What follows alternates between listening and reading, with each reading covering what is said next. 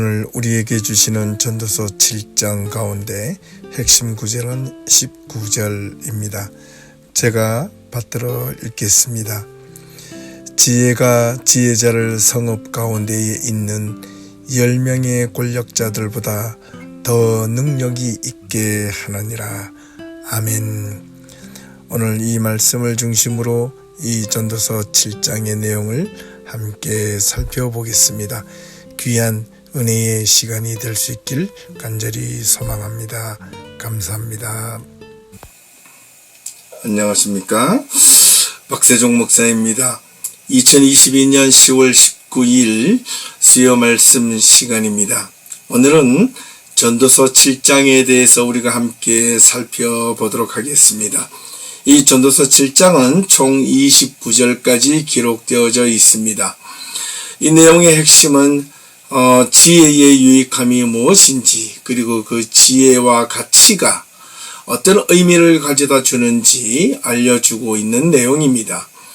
결론적으로 말씀드리면 이 29절 마지막 절에 하나님께서는 사람을 원래 정직하게 진실되게 흠이 없게 만드셨으나 인간이 사람이 스스로 간사한 꾀를 내어 타락하게 되었다는 것입니다. 사람이 한평생을 살아가면서 때로는 기쁜 일도 만나기도 하지만은 또 때로는 슬프고 힘든 일을 만나기도 합니다. 하지만 인생 전체를 돌아보면 이 전도서 기자는 기쁨과 즐거움보다 슬픔과 고통, 그리고 죄와 탐욕으로 가득 찬 삶이 인생의 의미가 무엇이 있을까? 의미가 없지 않는가라고 반문하고 있는 내용이기도 합니다. 그래서 온갖 탐욕과 죄악 가운데 일생을 그렇게 힘들게 고통스럽게 살아가는 것보다 차라리 죽음을 선택하는 것이 더 낫지 않는가라고 말하고 있습니다. 이렇게 보면 우리의 삶이나 우리의 모습, 우리의 행동들이 마치 허무주의, 그리고 인생을 살아가는 삶의 의미를 찾지 못하는 그런 삶의 모습을 보여주고 있지 않는가라는 것을 우리가 알 수 있습니다.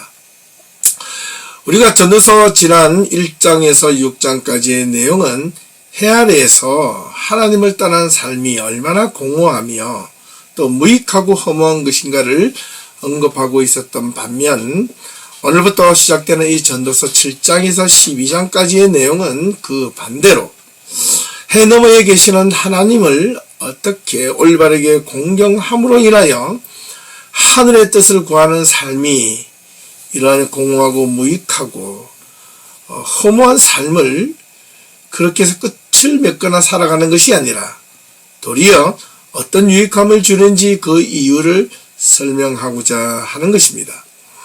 그 첫 번째가 7장인데 이제 1절부터 우리가 한 절 한 절 살펴보면서 이 전도서 7장에서 말하고 있는 그 지혜의 유익함에 대해서 우리가 함께 살펴보도록 하겠습니다.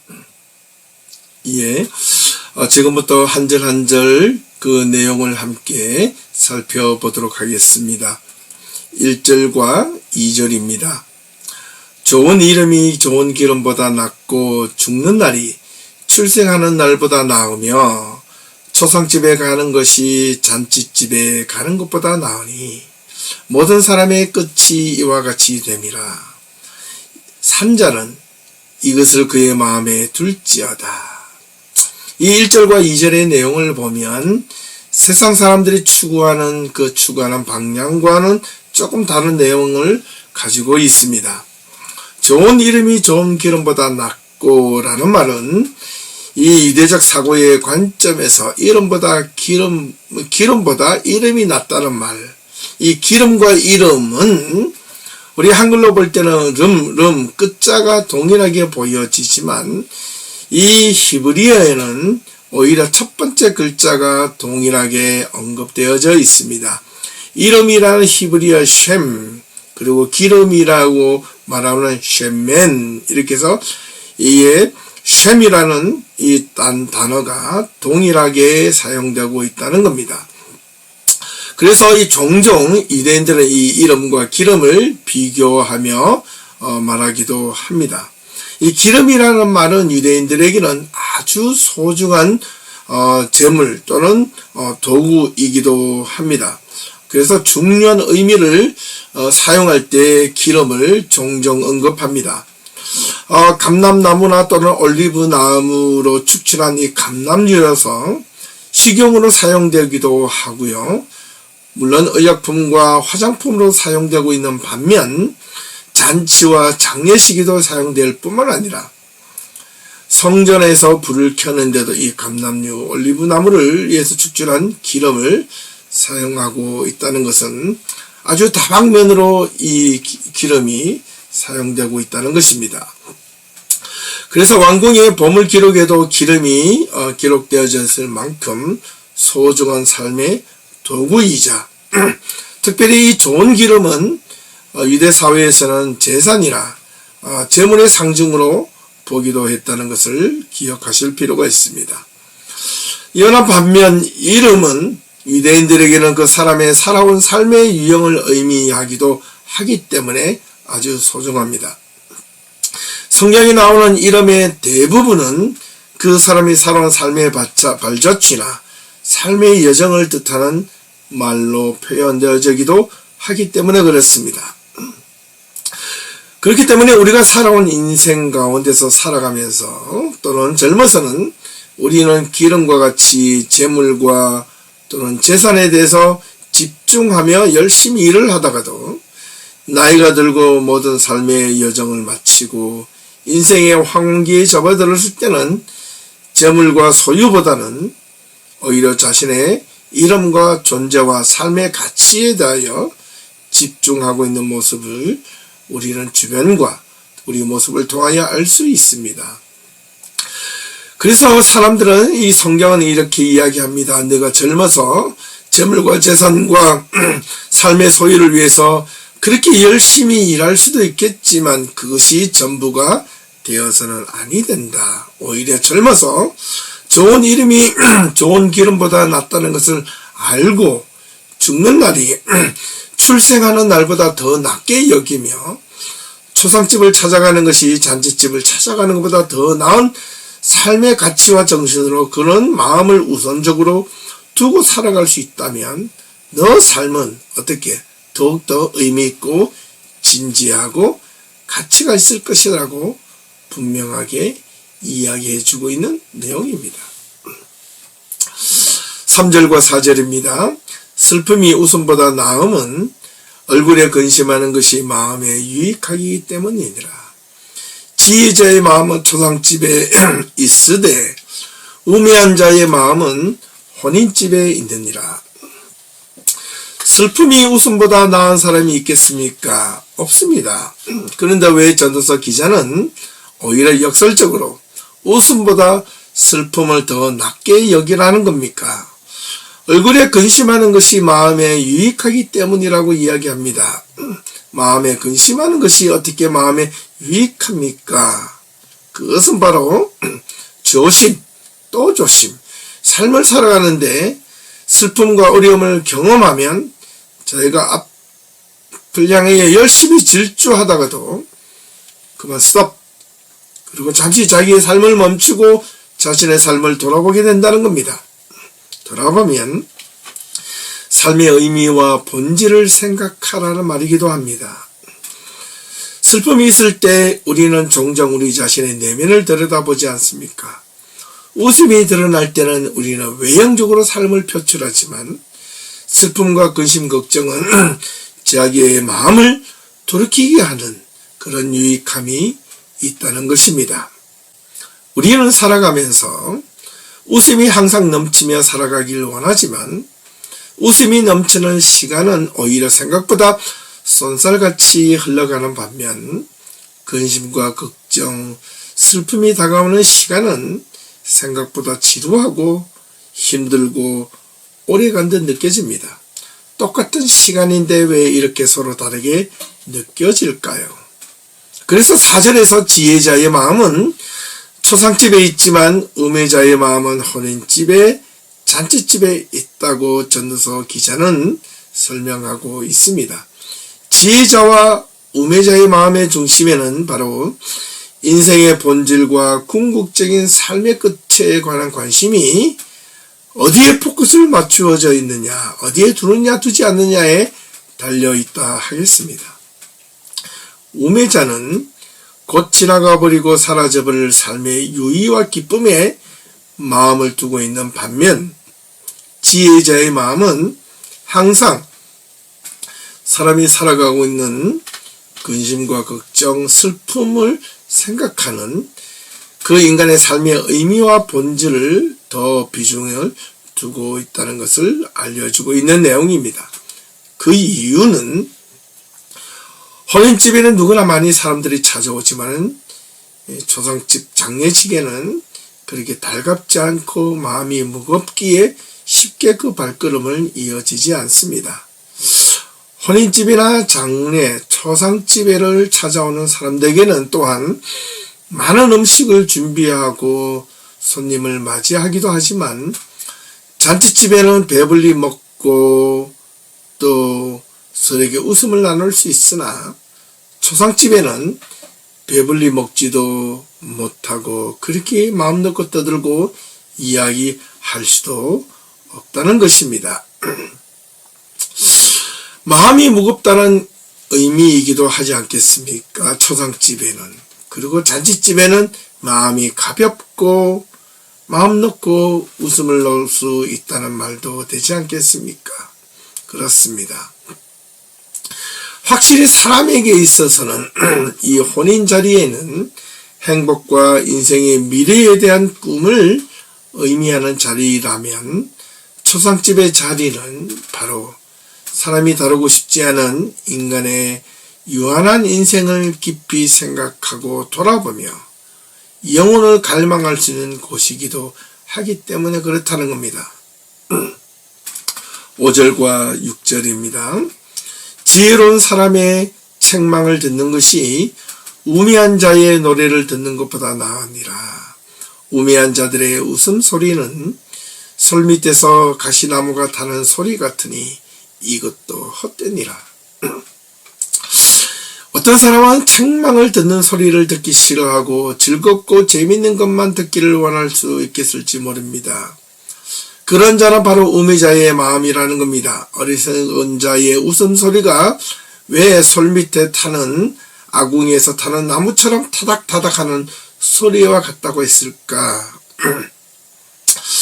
아궁이에 타는 나무는요, 이례적인 것이지요. 그것이 타고 나면 재로 남을 수밖에 없습니다. 더 이상 나무로서 역할을 할 수 없습니다. 다 타고 남은 나무는 재로 남을 뿐만 아니라 더 이상 불로 역할을 하지 못한다는 겁니다. 이처럼 우매자의 웃음과 즐거움은 순식간에 사라져 버리는 타고 남은 재와 같다는 것이고 돌이킬 수 없는 것이라는 것입니다. 그래서 우매자의 노래 소리를 듣는 것보다 오히려 지혜로운 자의 책망을 듣는 것이 훨씬 더 낫다라고 이 전도서 기자는 설명하고 있습니다. 7절과 8절로 이어집니다.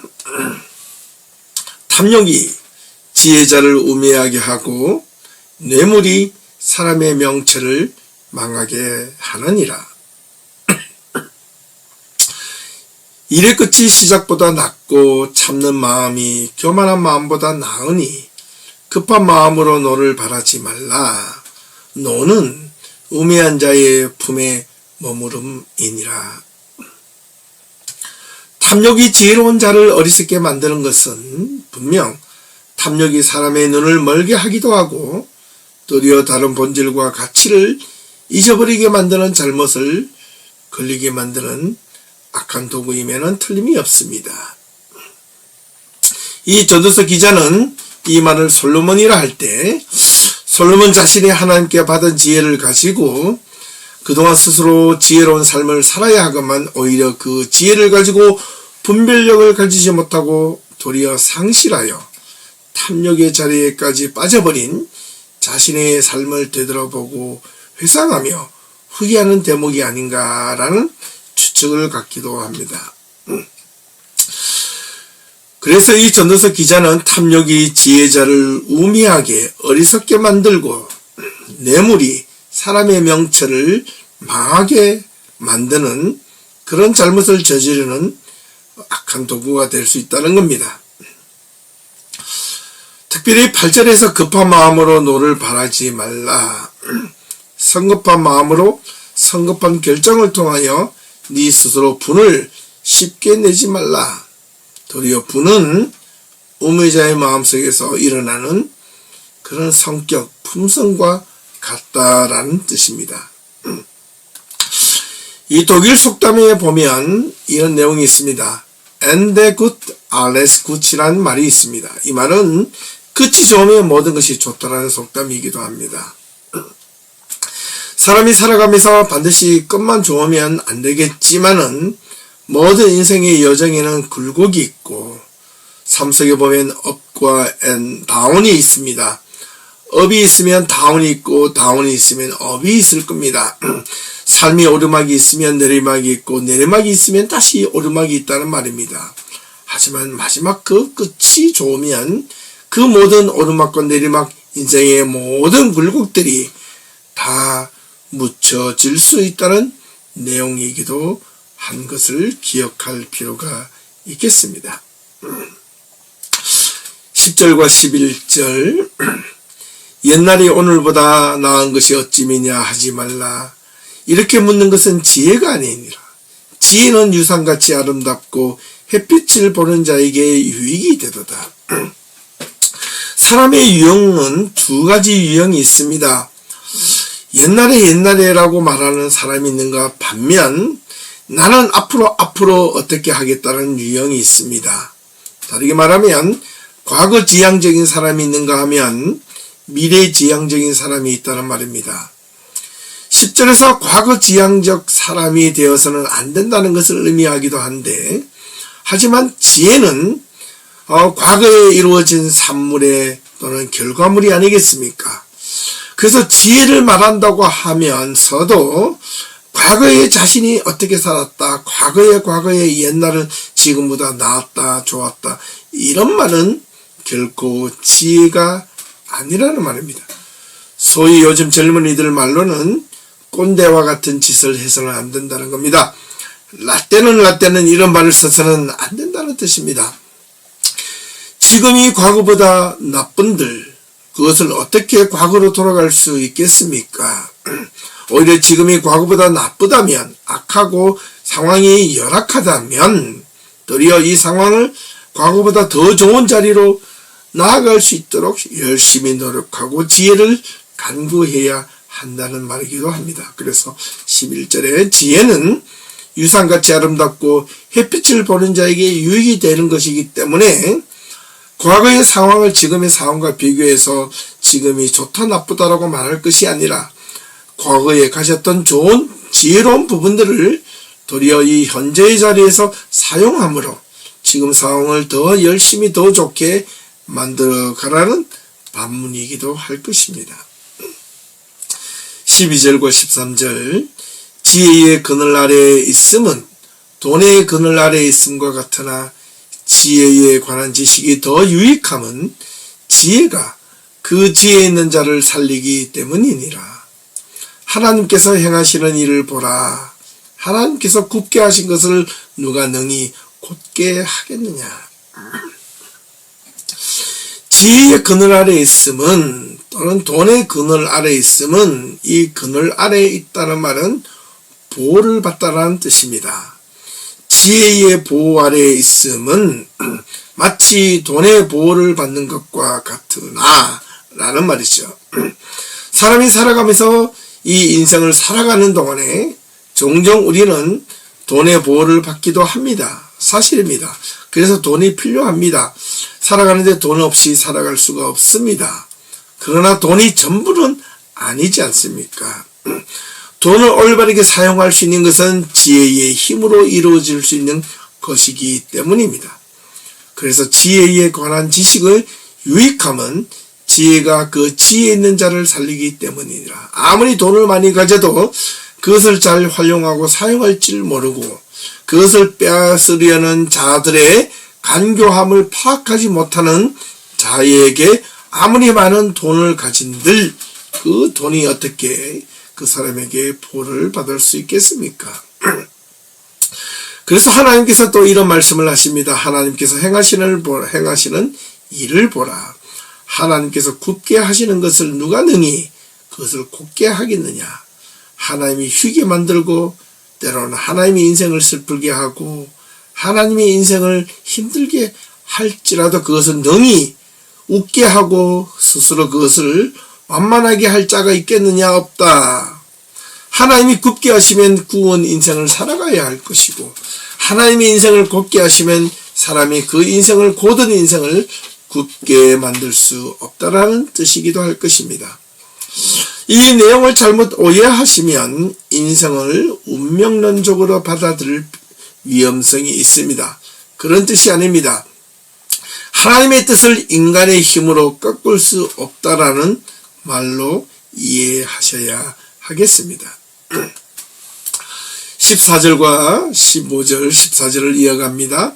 형통한 날에는 기뻐하고 곤고한 날에는 되돌아 보아라.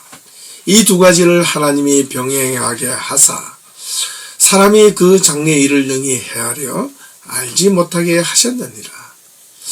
형통한 날에는 기뻐하고 곤고한 날에는 되돌아보라. 당연한 것이죠.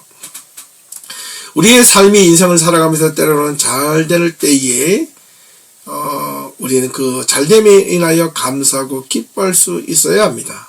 하지만 때로는 삶이 고단하고 힘들고 어려울 때는 내 삶이 왜 이렇게 고단하고 어려운지 돌아볼 수 있는 시간을 갖게 만들라는 겁니다. 우리의 인생은 항상 형통할 수 없고 우리의 인생이 항상 고단하기만 하다면 어떻게 이 인생을 살아갈 수 있겠습니까? 그래서 하나님께서 이 두 가지를 우리의 삶 속에 병행시켜 주셨다는 겁니다. 그래서 사람이 그 장래의 일을 한 치 앞도 내다볼 수 없게끔 하나님이 만드셨기 때문에 그로 인하여 더욱더 사람은 자기 삶을 개척하는 데 미래를 알지 못하게 하여 더욱더 하나님을 의지하고 하나님을 신뢰하게 만들라는 그렇게 만들었다는 그런 뜻이기도 하겠습니다. 15절과 16절입니다. 내가 허무한 날을 사는 동안 내가 그 모든 일을 살펴보았더니 자기의 의로움에도 불구하고 멸망하는 의인이 있고 자기의 악행에도 불구하고 장수하는 의인이 있으니 지나치게 의인이 되지도 말며 지나치게 지혜자도 되지 말며 어찌하여 스스로 패망하게 하겠느냐. 이 내용을 좀 가만히 곱씹어 볼 필요가 있습니다. 15절을 반복해서 보면 내 허무한 날을 사는 동안 이렇게 인생의 유한한 삶을 사는 동안에 이 전도서 기자는 자신의 삶을 쭉 지나온 삶을 살펴보니 자신이 옳다고 생각하고 의롭다고 생각했던 삶을 살았는데 그런 삶을 살았던 그 사람의 결말이 어떨 때는 오히려 잘 되어야 하는데 나쁜 결말을 가져오는 사람들도 있고 또 어떤 사람들 유행해 보면 자신의 삶이 올바르지 못하고 악행을 저지르며 항상 나쁜 일을 살았음에도 불구하고 장수하며 그 사람이 잘 되는 모습이 있기도 하다. 이해할 수가 없다라는 겁니다. 의로운 삶을 살면 어렵게 살다가 인생이 잘 되어야 하고 악한 삶을 살면 악한 삶을 살았던 만큼 벌을 받고 징계를 받아야 할 터인데 세상을 살다 보니까 그렇게 꼭 반드시 그렇게 되지만은 않더라라는 겁니다. 그래서 이 전도서 기자가 주는 지혜는 너무 스스로 의롭게 사는 척 하지 말고 그리고 악한 일도 너무 그렇게 악하게 바둥바둥 자기의 이기심과 욕망을 위하여 악한 짓을 벌이며 살지도 말라라고 그렇게 당부하고 있는 겁니다. 어떻게 보면 이 내용이 이것도 아니고 저것도 아닌 삶을 살아라고 그렇게 비춰질 수 있겠지만 이 내용의 의미는 그런 뜻도 아닐 것입니다. 17절과 18절을 보면 그 내용을 좀 더 구체적으로 설명되어져 있습니다. 17절 지나치게 악인이 되지도 말며 지나치게 우매한 자도 되지 말라. 어찌하여 귀한 잔에 죽으려고 하느냐. 너는 이것도 잡으며 저것에게도 손을 넣지 아니하는 것이 좋으니 하나님을 경외하는 자는 이 모든 일에서 벗어날 것임이니라. 그래서 이 전도서 기자는 이렇게 다시 당부합니다. 사람들이여 인생을 살아갈 때 너무 악하게도 살지 말고 그렇게도 또 너무 어리석은 것처럼 어리석음을 보이며 살지 말라라고 당부합니다. 오히려 이 악하게 살고 어렵게 살다가 네가 네 수명이 다하기 전에 그 인생을 마치면 어떻게 하겠느냐. 너는 이것도 잡으며 저것도 손에 넣지 말라. 중심을 잡아라. 그 중심이 무엇이냐? 하나님을 경외하는 자는 그렇게 악한 모습에서 우매한 모습에서 벗어날 수 있다라고 설명하고 있습니다. 19절과 20절입니다.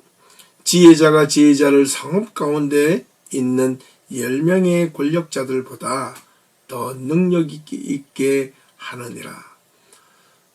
선을 행하고 전혀 죄를 범하지 아니하는 의인은 세상에 없기 때문이로다.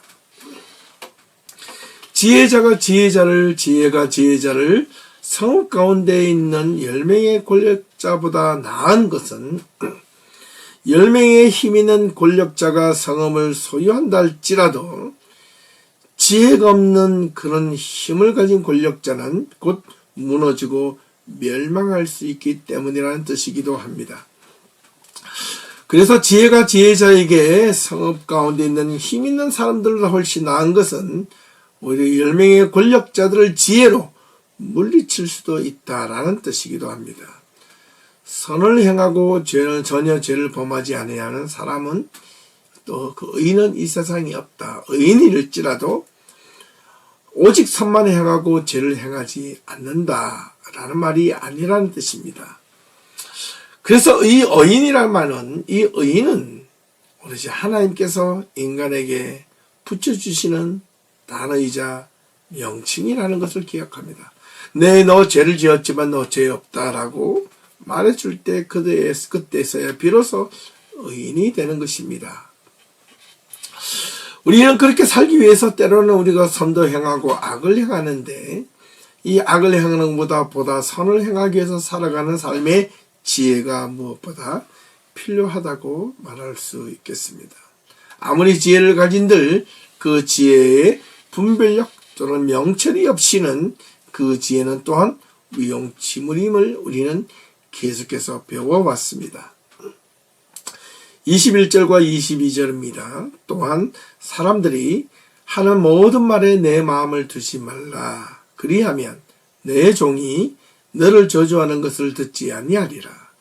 너도 가끔 사람을 저주하였다는 것을 내 마음도 알고 있느니라. 이 전도서 기자는 교훈하기를 주변의 사람들이 하는 말을 모두 믿지 말라고 조언합니다. 왜? 사실 우리가 사람의 말을 듣지 않고 살아갈 수는 없지 않습니까? 사람의 말을 믿지 않으면 어떻게 우리가 이 세상을 더불어 함께 살아갈 수 있겠습니까? 하지만 어떤 중요한 선택을 하려 할 때 스스로 결정하지 못하는 상황 속에서 우리는 분명 좋은 친구와 주변의 사람들에게 또는 스승들에게 조언을 들을 필요가 있는데 왜 도리어 남의 의견을 듣지 않고 사람들의 모든 말에 그것을 다 듣지 말라라고 이야기를 할까요? 도리어 남의 의견을 듣지 않고 독선적으로 결정하면 편협적이고 더 나쁜 결과를 이야기할 수 있는데 왜 사람들의 모든 말을 듣지 말고 믿지 말라고 했을까? 이거는요, 아무리 좋은 말일지라도 그것은 모두 좋을 수는 없다라는 뜻이기도 합니다. 그래서 사람들의 말을 가려서 들을 수 있는 분별력이 분명 필요하다 하겠습니다. 때로는 사람의 주변 사람들의 말을 들을 때와 또 그 말을 받을 때 듣지 않을 때가 필요합니다. 이거는 분명 분별력, 올바른 명철을 의미하는 말일 것입니다. 23절과 24절 내가 이 모든 것을 지혜로 시험하며 스스로 이르기를 내가 지혜자가 되리라 하였으나 지혜자가 나를 멀리하였도다. 이미 있는 것은 멀고 또 깊고 깊도다. 누가 능히 통달하랴. 내가 이 모든 것을 지혜로 시험하며 이르기를 내가 지혜자가 되리라 하였으나 지혜가 나를 멀리하였도다. 이거는 23절부터는 지혜의 끝없음에 대한 이야기를 하고 있는데 이 전도서 기자는 궁극적인 지혜를 찾는 것이 얼마나 어려운 일인가를 설명하고 있는 내용이기도 합니다. 지혜를 찾고 구하면 구할수록 지혜는 더욱더 미궁수로 빠져가고 도리어 알지 못하는 상태로 찾을 길이 없다라는 것처럼 느껴집니다. 그래서 지혜는 크게 두 가지로 구분할 수 있는데 영원한 지혜와 유한한 지혜를 의미하는 말입니다. 이 영원한 지혜를, 이 유한한 지혜를 가지고 결코 그것을 찾거나 얻을 수 없다는 겁니다. 오로지 영원한 지혜는 하늘에 계신 하나님께서 인간에게 부여하거나 깨닫게 해주시고 가르쳐 주실 때에만 얻을 수 있는 가치라는 것입니다. 하지만 우리가 인간이 살아가는 이 유한한 지혜를 가지고 이 영원한 지혜를 아무리 찾으려고 노력해도 그것이 점점 깊고 깊은 것을 느낄 뿐이지 그것을 대해 온전히 이해하거나 그것을 깨닫는 자가 없다라는 뜻이기도 합니다.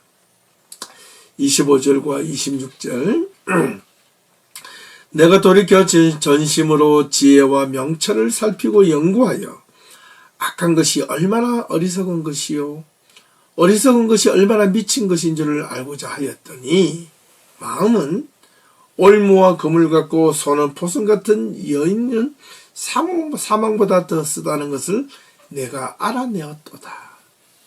그러므로 하나님을 기쁘게 하는 자는 그 여인을 피하려니와 죄인은 그 여인에게서 붙잡히려로다.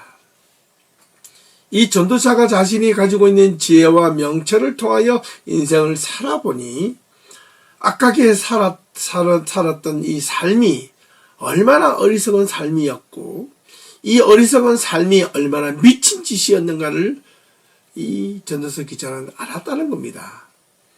근데 그런 마음을 품고 사는 것은 올무와 같고 그물과 같은 것이며 그 손은 포송줄 같은 여인은 사망보다 더 쓰다는 것을 알게 되었다는 겁니다.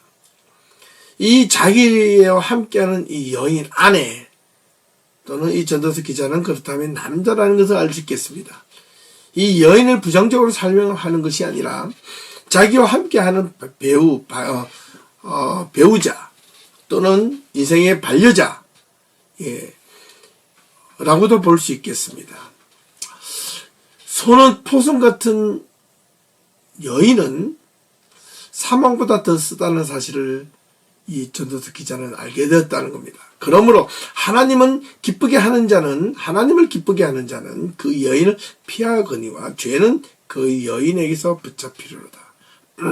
종종 여인은 유혹의 도구로 사용되어지기도 합니다. 하여튼 이 손이 포승 같은 여인이 있다라는 말은 여인을 잘못 만나거나 잘못 사귀면 사망보다 더 큰 삶의 경험을 할 수 있다는 뜻입니다. 그래서 하나님을 기쁘시게 하는 자, 하나님을 경외하는 자는 이런 어떤 사망보다 더 쓰게 느껴지는 이 포승 같은 여인의 꿰매나 손에 잡혀서 그곳에서 벗어나지 못하는 그런 힘든 삶을 살아가게 될 것이라는 것인데 반드시 여인을 의미하는 것이 아니라 종종 유혹, 꾀임 또는 타락으로 설명하는 비유로 설명할 때도 가끔씩 여인이란 말로 사용되어져 있다는 것을 기억할 필요가 있습니다. 그래서 너무 부정적으로 여인에 대해서 또한 생각해서는 안 될 것입니다. 27절과 28절입니다. 전도자가 이르되 보라 내가 낱낱이 살펴 그 이치를 연구하여 이것을 또한 깨달았노라. 내 마음이 계속 찾아보았으나 아직도 찾지 못한 것이 이것이라. 1000사람 가운데서 한 사람을 내가 찾았으나 이 모든 사람들 중에서 여자는 한 사람도 찾지 못하였느니라. 이 전도자 자신이 말하기를 자신이 속속히 들여다보며 지나온 삶을 상세히 알아보았지만 또 그렇게 살아보았더니 그러한 이치를 집중하여 보았더니 한 가지 깨달은 것이 있었는데 하나님의 진리를 참으로 깨닫고 인생에 대하여 깨닫는 것은 바로 이 세상 가장 중요한 것임에도 불구하고 사람들이 그것을 소홀히 하며 살아가더라는 겁니다. 사람들 중에서 세상 사람들 중에서는 그것을 결코 올바르게 찾아볼 수 없다는 것을 분명히 하고 있습니다. 하늘의 지혜는 오로지 하나님으로부터 내려오는 것인데 그것을 땅에서 찾으려고 하니 어찌 얻을 수 있는가라는 반문이기도 합니다. 자신이 깨달은 것은 이 하늘의 이치와 세상의 이치를 경험한 것을 이 세상에서 찾고자 해보았으나 그 가운데 남자들 가운데서 1000사람 가운데서 한 사람을 찾았지만 그 1000명의 사람들 가운데 여자는 단 한 명도 없었더라. 지혜자가 없었더라 라는 겁니다. 또 여기는 마치 여인을 부정적으로 사용하고 있지만은 반드시 여인을 부정적으로만 그렇게 생각해서는 안 될 것입니다. 앞서 언급한 대로 여인이 주는 의미가 무엇인지 또 다른 상징적인 의미로 약간의 부정적인 의미를 가지고 있다는 것을 염두에 두시고 받아들이면 이해하기가 쉬울 것입니다. 마지막 29절 내가 깨달은 것은 오직 이것이라. 곧 하나님은 사람을 정직하게 지으셨으나 사람이 많은 꾀를 낸 것이니라. 이렇게 말을 하므로 전도서 7장은 막을 내리고 있습니다. 이 전도서 자신이 오로지 깨달은 것이 있다면 하나님은 사람을 처음에는 정직하게 진실되게 흠이 없게 만드셨으나 사람이 살아가면서 자신의 정직함을 스스로 파괴하고 망가지게 만들었다는 말이었습니다. 왜요? 자신의 탐욕과 유익과 자신이 갖고 있는 욕망 때문에 하나님이 만드신 자연의 질서, 사람의 질서를 스스로 망가뜨리고 그 하나님과 동등됨으로 자기 자신을 높은 자리에 올라가고 그렇게 탐욕적인 자리로 가려고 했던 것입니다. 무엇 때문일까요? 처음으로 돌아와서 이 인간의 삶의 유한성에 대한 문제를 생각하면 하나님이 인간은 본래 유한하도록 지어졌는데 그 유한성을 느낀 인간의 마음속에는 그 유한성을 극복하기 위한 수단, 그 방법, 그 목적은 바로 오로지 더욱더 하나님을 경외하는 자리로 나아가야 하는데 도리어 하나님과의 관계를 파괴시켜서 하나님과 같이 되려는 욕망, 탐욕, 그로 인하여 자신이 스스로 무한해지려고 하는 영원해지고 싶어하는 그런 인간의 탐욕과 죄악이 인간 스스로의 하나님이 만들어 오신 정직함을 망가뜨리고 진실된 것을 무너뜨렸다는 말이기도 한 것입니다. 이 부분들을 우리는 잘 이해해야 하겠습니다. 그로 인하여 이것이 인간에 주어진 인간의 삶의 유한성은 더욱더 골이 깊어져 가고 그 골이 깊어진 인간의 유한성 때문에 인간의 삶의 형식은 처음과 끝을 돌아보면 공허함과 허무함과 지나가면 다시는 돌이킬 수 없는 이 유한한 인생 때문에 인간의 삶이 무슨 의미가 있는가라고 후회하고 반문하고 있는 내용이도 하다는 것을 분명히 기억하실 필요가 있겠습니다. 자, 지금까지 이 전도서 전체의 내용을 함께 살펴보았습니다. 이 전도자 자신이 직접 경험한 삶의 지혜에 있어서 그에 따른 유용성과 무용성에 대해서 설명을 하고 있었습니다. 참된 지혜의 유익과 가치가 무엇인지 분명 가르쳐 주고 있는 내용입니다. 그 내용을 잠시 한 번 더 요약하면 첫 번째, 인생을 살아가면서 삶의 지혜는 무엇입니까? 좋은 기름보다 좋은 이름이 더 낫다는 것이고, 혼인집에 찾아가는 것보다 초상집에 찾아가는 것이 더 낫다라는 걸로 이 전도서 7장은 시작하고 있지 않습니까? 그리고 더불어서 슬픔이 웃음보다 낫게 여기고, 얼굴에 근심하는 것이 마음의 유익함이 더 이 사람에게 주어진다라고 이야기하고, 지혜로운 사람에게 책망을 듣는 것이 우매한 자의 노래 소리를 듣는 것이 더 낫다는 것이 바로 그런 뜻입니다. 예. 그리고 계속해서 이어지면 지혜가 어떤 것인지를 설명하고 있지 않습니까? 지혜의 그늘 아래에 있음이 돈의 그늘 아래에 있은 것처럼 같지만은 지혜에 관한 유익함이 지혜 있는 자를 살리기 때문에 지혜를 얻는 것이 세상에 그 어떤 재물을 얻는 것보다 낫다라는 것이고, 또한 형통한 날에는 기뻐할지언정 공고한 날에는 자신의 인생과 삶을 진지하게 돌아볼 수 있는 자리도 필요하다는 것입니다. 이렇게 이 전도서 7장은 서로 두로 상반되는 내용을 가지고 대비하면서 어떤 지혜를 갖는 것이 인생의 진짜 지혜로운 자의 삶인지 그것을 분명하게 깨달았으면 좋겠다라고 전도자는 이야기합니다. 어떻게 보면 이 전도자는 지난 삶을 모두 살아온 삶의 어떤 백발의 노인과 같은 그런 지혜를 가지고 젊은이들에게 간구하고 당부하는 내용이라 하겠습니다. 나는 이렇게 비록 살았을지언정 너희들은 그렇게 살지 말라고 당부합니다. 그런데 그렇게 어떻게 쉽게 되겠습니까마는 그런 어떤 지혜의 목소리를 귀담아 듣는 이 젊은이들은 이 노년의 이 전도자의 회한과 후회가 묻어있는 이 당부의 이 전도서 기자의 이 말을 귀담아 듣는다면 이 젊은 사람들의 인생은 그 후회스러운 이 전도자의 삶을 결코 반복하지는 않을 것입니다. 이 전도서 7장에서 느껴지는 깨닫는 삶의 의미가, 믿음의 의미가, 또는 신앙에 주는 교훈이 무엇이 있는지 한번 잘 생각해보고 성찰해 보았으면 좋겠습니다.